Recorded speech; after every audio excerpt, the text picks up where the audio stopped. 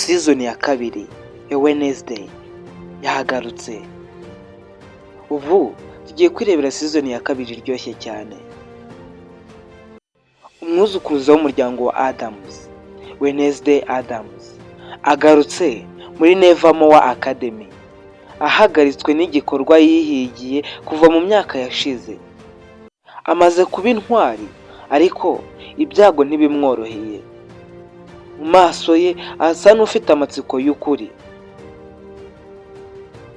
Ese umwana wa Enid azarokoka?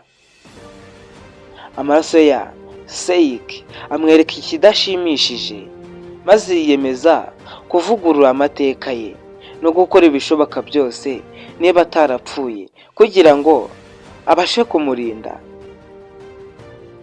Uyu mwaka ntibizaba byoroshye.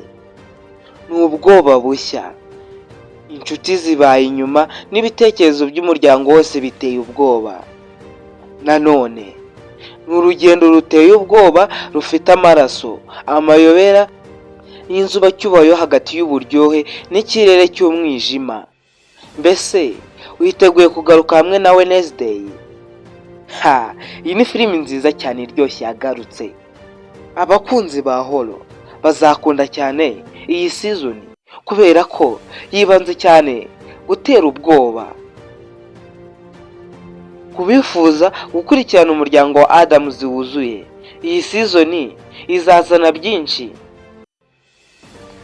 Steve Baskin, Joanna Lumley, Lady Gaga n'abandi benshi bose bagarutse muri ino season. Ntimuzacikwe. Igice cya mbere cyagiye hanze part 1 ku itariki ya 8 z'ukwa gatandatu 2025.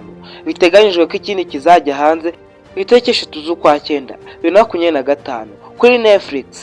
Iyi filimi ntuzayicikwe. Ngaho gumana nanjye ukurikirana amakuru nkugezaho umunsi ku wundi. Iyi channel yitwa Rukezo, tukugezaho ubuzima n'amateka y'ibyamamare n'izindi nkuru ku celebrity bagiye batandukanye. Kanda subscribe maze ufungure inzogera kugira ngo udacikwa na filimi nziza zigezweho. Njye mpamagara Gustave niko nitwa. Ciao ciao, hasta la vista.